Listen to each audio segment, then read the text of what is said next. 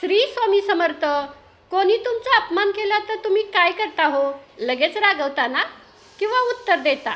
पण आज मी तुम्हाला एक अशी गोष्ट सांगणार आहे ज्यामुळे कोणीतरी तुम्हाला अपमानित केलं तरीसुद्धा तुम्ही जिंकणार आहात. कारण कधी कधी शांत राहणं हेच सर्वात मोठं उत्तर असतं. आपल्या आयुष्यात कधी ना कधी असा प्रसंग येतो जेव्हा कोणीतरी आपला अपमान करतं. कधी शब्दांनी, कधी वागण्याने, कधी लोकांसमोर आपल्याला कमी लेखून. त्या क्षणी मन दुखावतं, खूप राग येतो आणि मनात एकच विचार येतो, याला लगेच उत्तर द्यायला पाहिजे का? पण लक्षात ठेवा, खरं सामर्थ्य कोणाच्यावर ओरडण्यात नसतं. खरं सामर्थ्य असतं स्वतःला सांभाळण्यात. आज आपण समजून घेणार आहोत कोणी अपमान केला तर त्याला कसं उत्तर द्यायचं आणि कधी शांत राहायचं. आजच्या व्हिडिओमध्ये तुम्हाला असे 7 नियम सांगणार आहे. ते जर तुम्ही समजून घेतले तर तुमचा कोणीच अपमान करणार नाही.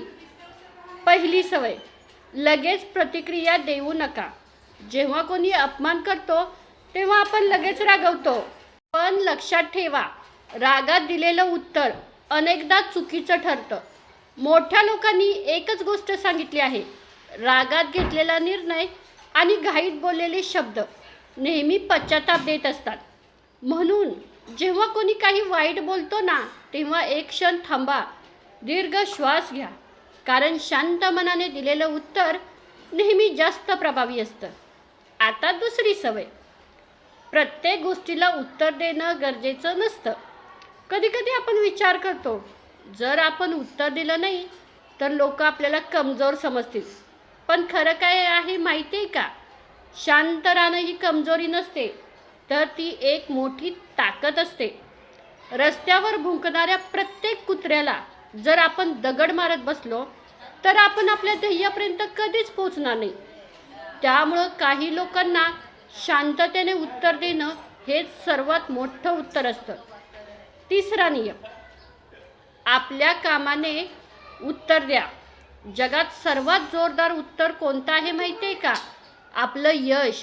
जेव्हा कोणी आपल्याला कमी लेखतो, आपल्या क्षमतेवर शंका घेतो, तेव्हा शब्दांनी उत्तर देण्यापेक्षा आपल्या कामानं उत्तर द्यायचं. इतिहासात अनेक लोकांनी सुरुवातीला हसून टाकलं होतं, पण त्यांनी रागाने कधीच त्यांना उत्तर दिलं नाही. त्यांनी मेहनतीनं उत्तर दिलं आणि एक दिवस त्यांच्यावर हसणारेच लोक त्यांचं कौतुक करायला लागले. आता चौथी सवय, अपमान करणारा व्यक्ती खरं तर कमजोर असतो. एक गोष्ट लक्षात ठेवा, जो माणूस दुसऱ्याचा अपमान करतो तो माणूस आतून मजबूत नसतो. जो माणूस खरंच मोठा असतो, यशस्वी असतो, तो कधीही कोणाला कमी लेखत नाहीये. अपमान करणारा माणूस खरं तर आपल्या मनातील असुरक्षितता दाखवत असतो.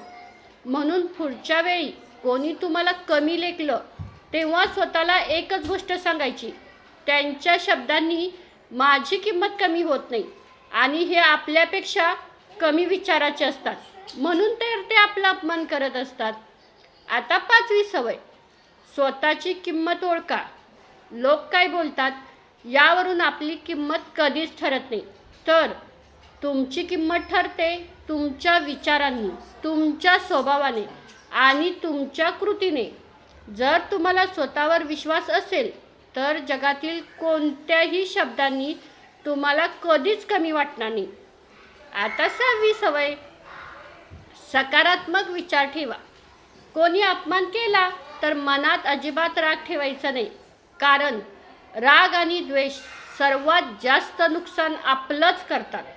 माफ करणं म्हणजे समोरच्याला मोकळं करणं नाही आहे, तर स्वतःला मोकळं करणं. आता 7वी सवय, आयुष्यात पुढं जाणं हेच खरं उत्तर आहे. तुम्हाला कमी लेखणारी लोक नेहमीच भेटणार, पण त्यांच्याकडे लक्ष देऊन आपला वेळ वाया घालवू नका. कारण आयुष्यात ज्यांनी काहीतरी मोठं केलं आहे त्यांच्यावरच नेहमी सर्वात जास्त टीका झाली आहे. म्हणून टीका आणि अपमान हे अनेकदा यशाच्या मार्गावरचे संकेत असतात. नेहमी एक गोष्ट लक्षात ठेवा, तुमच्या जीवनात सर्वात मोठा सूड हा तुमचा अपमान करण्याला मारणं किंवा त्याला शिव्या देणं हा नाही आहे, तर तुमचा सूड हा तुमचा प्रचंड विजय असला पाहिजे. ज्या दिवशी तुम्ही तुमच्या ध्येयात यशस्वी व्हाल, ज्या दिवशी तुम्ही एक चांगला माणूस म्हणून समोर याल, त्या दिवशी तुमचा अपमान करणाऱ्यांची बोलती आपोआप बंद होईल. त्यांना तोंड लपवण्याची वेळ येईल. ज्यावेळी तुम्ही स्वतःसाठी जगायला सुरुवात कराल, त्यावेळेला तुमचं यश, तुमची प्रगती, तुमचं सुखी आयुष्य हे तुमचा अपमान करणाऱ्यांसाठी सर्वात मोठं आणि सडेतोड उत्तर असेल. तुमचा अपमान करणाऱ्याला शब्दांनी कधीच उत्तर देऊ नका, कारण शब्द हवेत विरून जातात, पण तुमचं यश कायमच लक्षात राहतं. ज्यांनी तुमचा अपमान केला आहे त्यांना तुमच्या यशाने उत्तर द्या. त्यांना तुमची प्रगती बघून आपोआप लाज वाटली पाहिजे. शांत राहणं म्हणजे हार मानणं नव्हे, तर योग्य वेळेची आणि योग्य उत्तराची केलेली प्रतीक्षा असते. तुमची किंमत ही तुमच्या कामावरून ठरते, कोणाच्या तरी फालतू बोलण्यावर नाही आहे. तुम्ही स्वतःचा सन्मान केलात तर तुम्ही स्वतःचा सन्मान केलात तर जगाची हिंमत नाही आहे की कोणी तुमचा अपमान करेल. अपमानाचं ओझं कधीच मनावर घेऊ नका, तर त्या ओझ्याला आपल्या स्वप्नांच्या दिशेने झेप घेण्यासाठी पायरी बनवा. लोकांना त्यांच्या भाषेत उत्तर देण्यापेक्षा त्यांना त्यांच्या पात्रतेनुसार वागणूक द्यायला शिका. तुमची शांतता ही समोरच्यासाठी सर्वात मोठी शिक्षा असू शकते. स्वतःला असं घडवायचं की ज्यांनी तुमचा अपमान केलाय त्यांना तुमची एक भेट घेण्यासाठी सुद्धा अपॉइंटमेंट घ्यावी लागेल. चला तर मग आज आपण काय शिकलो? अपमानाचं उत्तर देण्यासाठी आपल्याला रागवण्याची किंवा ओरडण्याची गरज नाही आहे. खरी ताकद शांत राहण्यात आणि स्वतःच्या कामातून स्वतःला सिद्ध करण्यात आहे.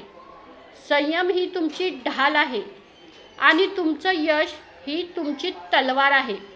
लक्षात ठेवा, कोणी अपमान केला तर त्याला तुमच्या शब्दांनी नाही आहे, तर तुमच्या कर्तृत्वाने उत्तर द्या.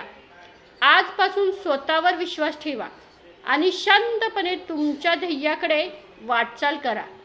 तुमचा विजय निश्चित आहे. हा व्हिडिओ तुम्हाला कसा वाटला ते मला नक्की कमेंट करून सांगा.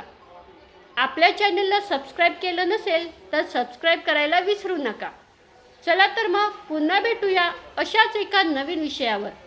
हा व्हिडिओ मनापासून ऐकल्याबद्दल पुन्हा एकदा धन्यवाद.